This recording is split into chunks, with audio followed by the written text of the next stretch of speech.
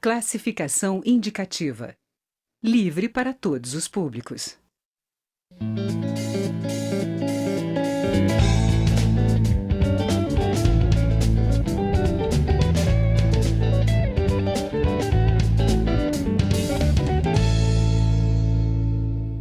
Olá. A Câmara dos Deputados já está disponibilizando para parlamentares e servidores o Documento Nacional de Identidade.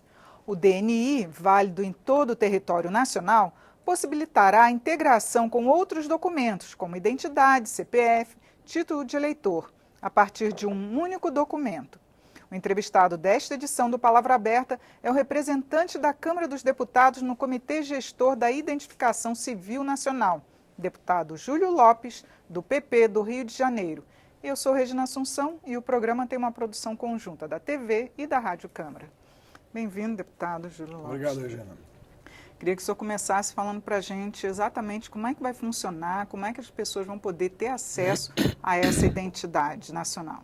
Bom, eu primeiro queria dizer que isso é uma luta do Congresso Nacional de mais de 40 anos. Quero registrar aqui os esforços do senador Pedro Simon, um dos primeiros a empreender isso junto com outros parlamentares, o esforço de se ter uma identidade civil única para o Brasil. Como os cidadãos sabem, você sabe, hoje a identidade ela é da unidade da federação. Então eu sou do Rio, tenho uma identidade do Rio, você é de Brasília, tem uma identidade de Brasília. E pode até tirar também várias identidades, não é? Pois é, e é o que acaba acontecendo. Então, ao se mudar para uma outra unidade da federação, o cidadão tira uma outra carteira de identidade e isso cria um imbróglio administrativo, uma dificuldade de racionalização de processos e de acompanhamento muito grande. Então, há muitos anos, o Congresso Nacional vinha lutando para implementar essa identidade civil nacional, que vai facilitar muito o monitoramento, o controle das contas públicas, o controle dos subsídios brasileiros, enfim. E eu, desde 2002, tinha instituído que o número único do brasileiro deveria ser o CPF. Foi uma proposta de lei que eu fiz naquela época e que tramitou durante muitos anos. Mas esse era um tema muito polêmico e somente agora, em 2018, nós conseguimos consensar. E aquele projeto que eu fui autor em 2018, que fui relator em 2015, ele voltou à tona e acabou sendo, então, sancionado como lei a partir de 2017. E de lá para cá, nós fazemos parte, então, do Comitê Nacional do ICN, que é exatamente o comitê que junta todos os órgãos do governo federal e a Câmara e o Senado, onde eu tenho a companhia do senador Dario Berger, para que a gente possa fazer exatamente a implantação dessa identidade única do brasileiro, que agora vai ser eletrônica. Eu vou mostrar para você como ela é simples, né? A gente tem aqui no celular, peço para mostrar rapidamente, então você tem aqui o DNI, que é o Documento Nacional de Identidade. Então nós acessamos aqui e automaticamente ele abre uma tela, né, onde ele me pede o meu código de acesso, é um código de 6 números, e eu então digito aqui a minha senha, né?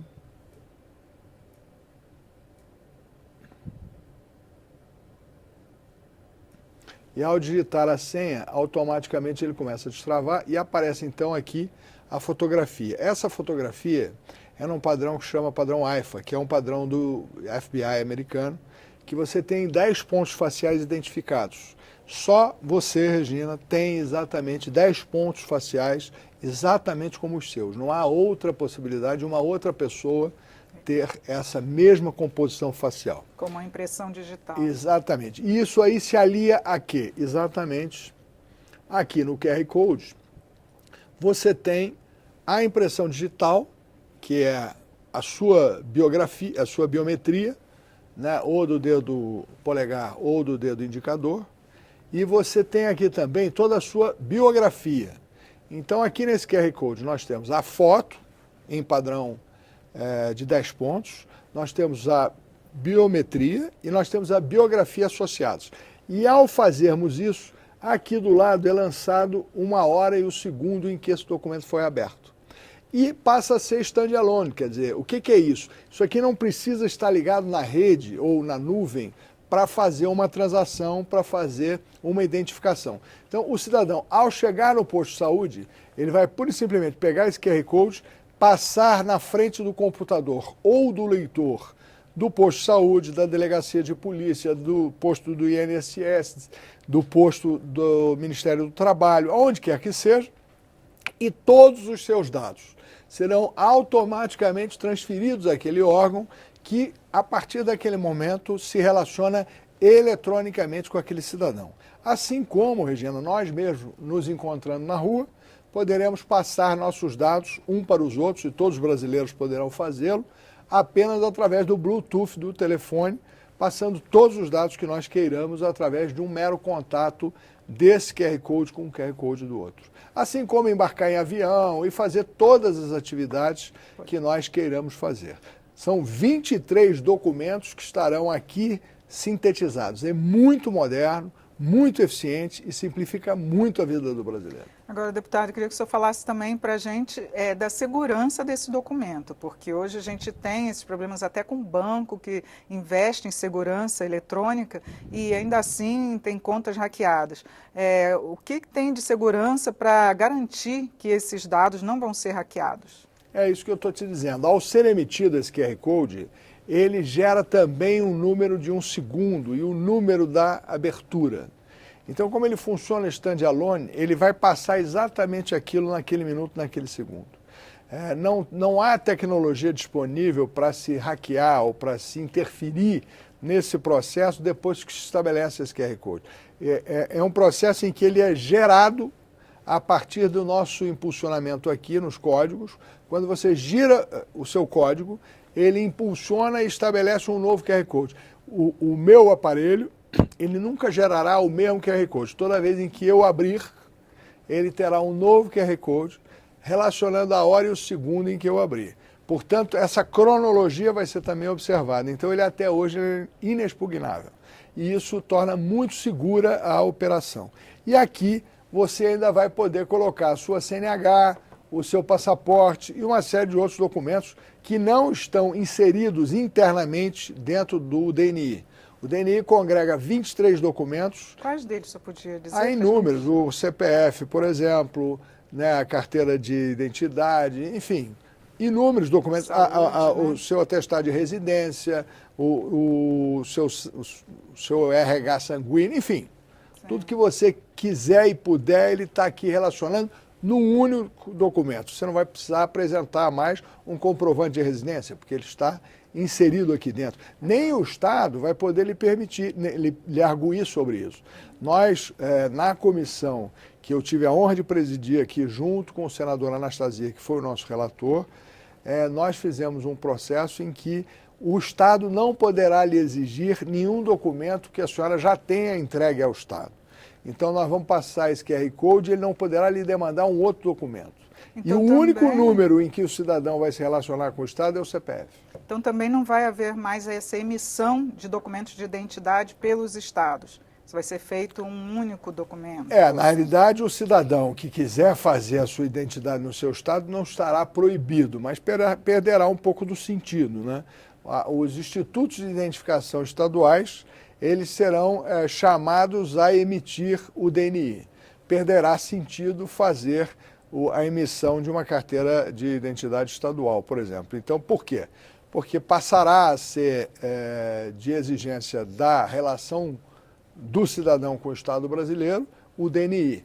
E eu acho que eu tenho dados importantes para dar aos nossos telespectadores, que é o seguinte: isso foi lançado agora, esse dia de hoje, para senadores e deputados, todos eles vão poder fazer a sua identidade eletrônica. Imediatamente após, os servidores da Câmara e do Senado. Depois, os servidores da União.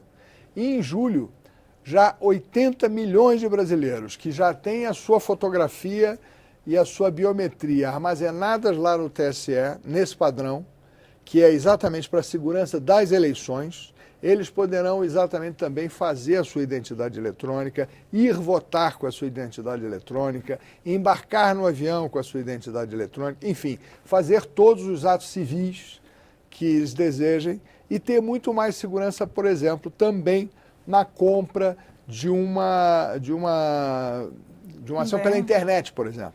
Por quê? Porque essa identidade, ela, além de ser eletrônica, ela é muito mais segura do que qualquer outro meio digital. Então, você vai poder fazer interações pela internet e pelas mídias sociais com muito mais segurança com muito mais fidedignidade do que fazia até hoje, em função da sua identidade eletrônica. Só uma última pergunta, deputado. E se a pessoa perder o celular, como é que ela fica, já que estão todos os dados ali?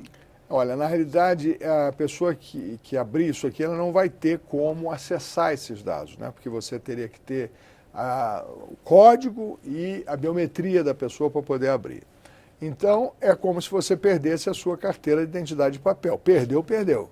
Agora, você vai num outro ponto do TRE, compra um novo celular e, obviamente, emite uma nova carteira eletrônica. Não há uma diferença de quando você perde uma carteira de papel. Ela terá exatamente a mesma coisa. A funcionalidade da carteira eletrônica, ela é a mesma da carteira de papel, só que muito superior, muito mais barata. O governo ia gastar 4 bilhões e 400 milhões para fazer uma carteira de PVC com chip, e gastou apenas 10 centavos para fazer essa carteira eletrônica que vai estar no celular de todos os brasileiros. E importante para dizer que mesmo um celular do mais barato, aquele que a população de classe D usa, tem capacidade de armazenar todos os dados da identidade civil eletrônica do Brasil. E a partir de julho, então, os cidadãos já vão ter todos os TREs disponíveis para... Não só os TREs, nós estamos tentando também disponibilizar todos os cartórios de pessoas naturais em todas as cidades brasileiras, porque a gente quer dar mais capilaridade ao sistema. E esperamos que possa ser feito também em bancos, agências bancárias, enfim.